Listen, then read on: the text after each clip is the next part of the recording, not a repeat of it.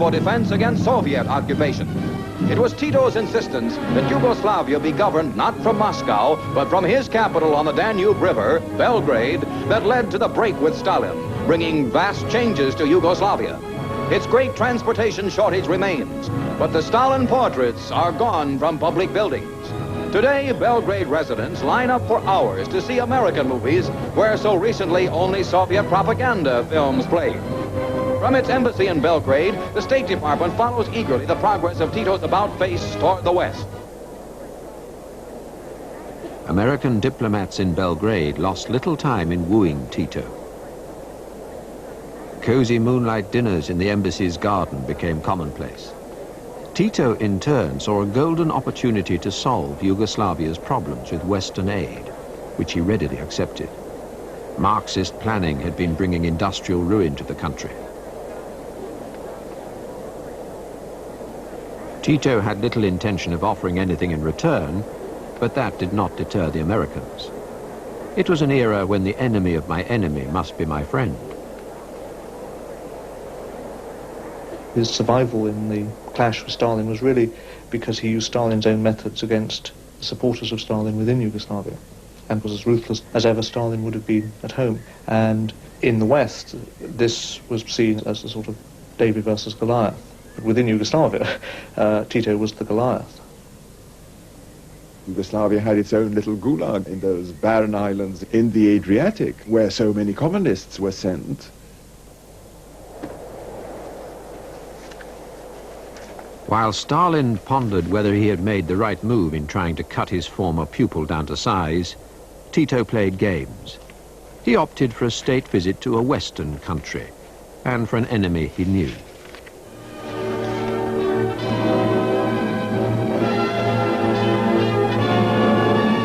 The training vessel Galeb brings Marshal Tito, communist president of Yugoslavia, on a short visit to London.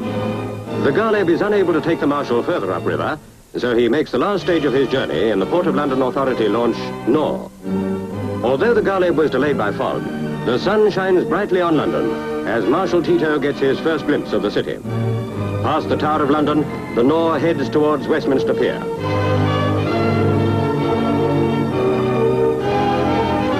In the shadow of the Houses of Parliament, the launch approaches the pier. Spectators are kept well away from the landing stage as the Marshal steps ashore to be greeted by the Duke of Edinburgh, Mr. Churchill, and the Foreign Secretary, Mr. Anthony Eden, who has recently returned from the United States.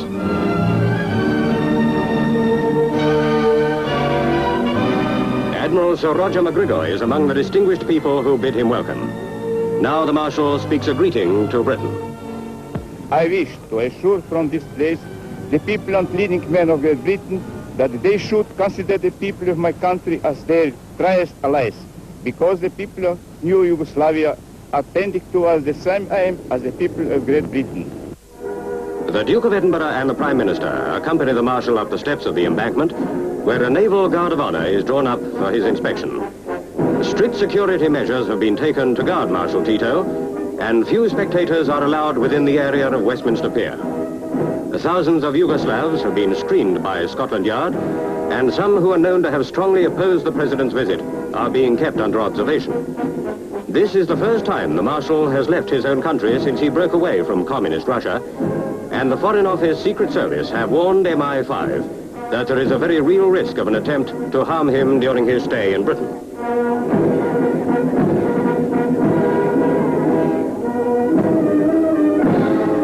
The Duke wears the uniform of an Admiral of the Fleet for the first time for this occasion. The inspection over, the Marshal prepares to leave for a short private meeting with Mr. Churchill.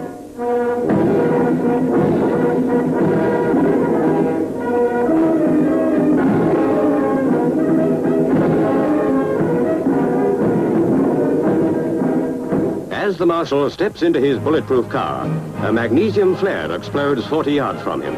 A cloud of blue-grey smoke rises, but no damage is done as the cavalcade, which includes a carload of Yugoslav detectives, makes its way to Downing Street.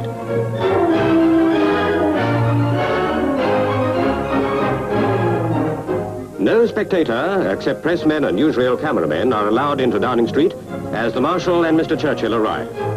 Even the location of the country house where Marshal Tito will stay is not known, but inside number 10, the Yugoslavian president can relax in company with the premier. No information is given as to the discussions planned between Marshal Tito and the British government, but it is believed that he has come with 3 demands: for more aid from the Western powers, for more arms, especially aircraft, and to negotiate for a meeting with Italy over Yugoslavia's claim to the port of Trieste.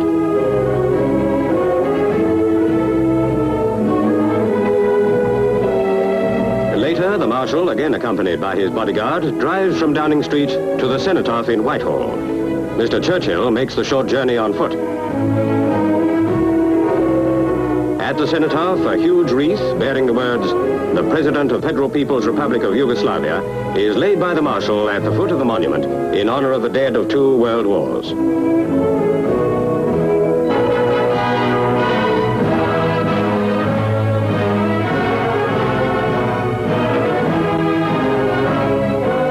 The brief ceremony of homage draws to its close, and the Marshal bids farewell to our heads of state.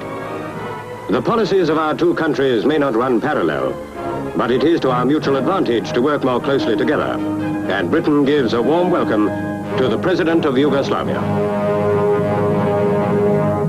He was very smart, very intelligent, you know, he knew how to handle the situation beautifully, and he really conned both of us and the Russians. It was while Tito was in London that news broke of Stalin's death. The new leadership in Moscow of Khrushchev and Bulganin were anxious to patch up the quarrel, as was Tito himself.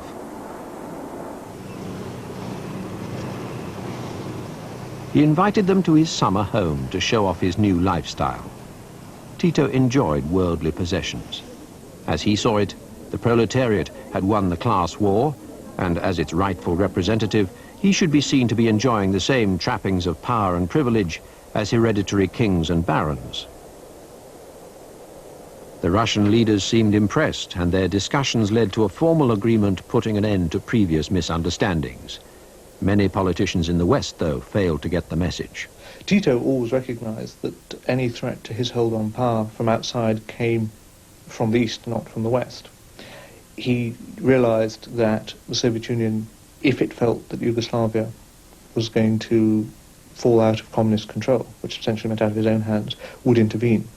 And so he, both in 56 and in 68, at the time of the Hungarian Revolution and then the Prague Spring, made it clear to the Soviet leadership that he endorsed preserving Hungary and then Czechoslovakia within the Warsaw Pact, and of course infamously assisted in delivering Imre Nagy and other leaders of the Hungarian Revolution over to the KGB and to their fate. It was not long before Tito was invited to Moscow again by Soviet hosts, anxious to cement the newfound friendship. They even allowed him a glimpse of Stalin's study. Tito must have relished seeing where his own downfall had been plotted.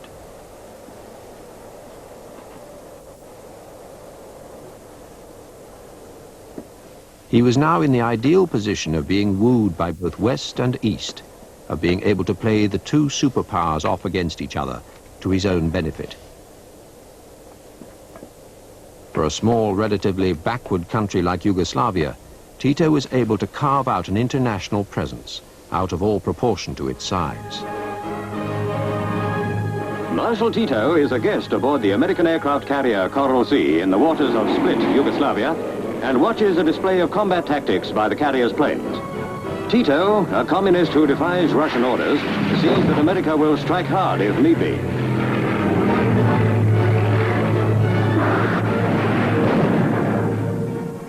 The island of Brioni in the Adriatic looks a delightfully peaceful and attractive spot.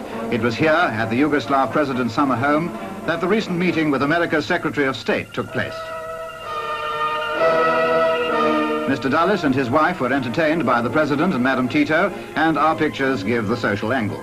Political talks were held as well, of course, and probable subjects were the future status of East European states, the Balkan alliance, and Middle East tension.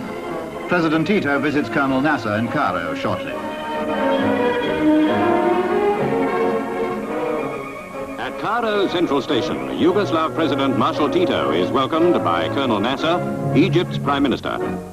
With the Near East at boiling point, this meeting between the 2 nations which stand on its flanks is no mere formal occasion. Colonel Nasser presents the Marshal with the Order of the Nile in the presidential palace. The two leaders declare themselves opposed to joining either of the two great military blocs. This is an important statement just now, when neutrality is becoming the dream of so many of the world's smaller nations.